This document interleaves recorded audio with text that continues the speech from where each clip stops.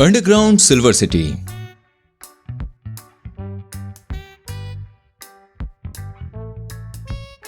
एक बार की बात है, राजापुर में राजू नाम का एक चरवाहा होता है।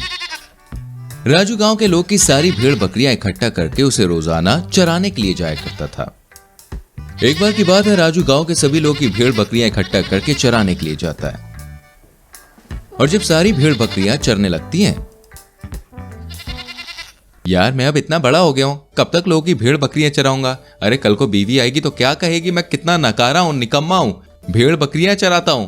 अरे कोई मुझसे शादी करेगी भी या नहीं करेगी। अरे रामकली तू ही बता, मुझे कोई लड़की पसंद करेगी भी? धत, ये तो बस मैं करती है। इसके लिए भी बकरा ढूंढकर अब इसे विदा करना होगा। क्यों रामकली? इसी तरह जब भी राजू भेड़ बकरियां चराने जाता, वो खुद से या तो भेड़ बकरियों से बातें किया करता, उनसे सवाल जवाब करता। तभी राजू देखता है कि चराते चराते अचानक से दो भेड़ बकरी जमीन में बने एक बड़े से गड्ढे में गिर जाती है। अरे रे ये क्या हो गया? डूब गई नैया किनारे पर। अब तो गड्ढे में अगर ना कूदा तो गांव वाले मार डालेंगे चौराहे पर। तभी राजू गड्ढे में गिरी हुई भेड़ बकरियों को निकालने के लिए गड्ढे में कूदता है और वो आधे में ही अटक जाता है। अरे मैं तो अटक गया, गड्ढे में लटक गया। फिर राजू खिसक कर गड्ढे के अंदर जाता है। वहीं गड्ढे में जाते हुए राजू अचानक से एक बहुत ही अजीबोगरीब दुनिया में पहुंच जाता है, जहां पर सारी चीजें चांदी की बनी होती हैं। चांदी के घर, चांदी की सड़कें, पेड़ पौधे, सब कुछ चांदी का होता है। अरे चांद देवता, कहां से बरसा दी इतनी लक्ष्मी? लगता है चंदू बाबा इधर ही रहते हैं। चारों ओर चांदी ही चांदी है। मैं तो लखपति हो गया रे। तभी राजू देखता है कि जो दो भेड़ बकरी गड्ढे में गिरी थी वो भी चांदी की बन चुकी थी। वहीं वहां पे कुछ चांदी की मूर्ति भी थी, जिसे देखकर राजू बोलता है, लगता है इन्हीं लोगों ने चांदी का ये शहर बनाया था। देखो तो कितनी प्यारी मूर्तियां हैं इसकी। खैर छोड़ो, मैं ये भेड़ बकरी लेकर जाता हूं, इन्हें बेचकर मैं खूब पैसे कमाऊंगा। फिर राजू उन चांदी से बनी भेड़ बकरियों को सुनार की दुकान पर ले जाकर बेच देता है, जिसके बदले में उसे अच्छे खासे पैसे मिल जाते हैं। वहीं राजू के मन में उस सिल्वर सिटी के प्रति खूब लालच उत्पन्न होता है और वह अब आए दिन भेड़ बकरियां चराने जाता है और जानबूझकर उन्हें गड्ढे में गिराकर चांदी का बना देता है और उसे ले जाकर बेच देता है और बहुत पैसे कमाता है। इसके चलते राजू बहुत ही जल्दी एक बड़ा सा बंगला भी खरीद लेता है, गाड़ी ले लेता है, लेकिन वो भेड़ बकरियां चराना नहीं छोड़ता। वहीं आए दिन राजू के कारण गांव के लोगों की भेड़ बकरियां गायब हो रही थी, जिस कारण लोग काफी ज्यादा परेशान हो रहे थे। और वो अगर राजू को कुछ कहते तो राजू कहता कि शेर आकर उनकी भेड़ बकरियों को खा गया। ऐसे ही दिन बीतते जाते हैं और फिर एक दिन, अरे भाई सोहन, ये क्या हो रहा है गांव में? क्या हुआ कमला बहन?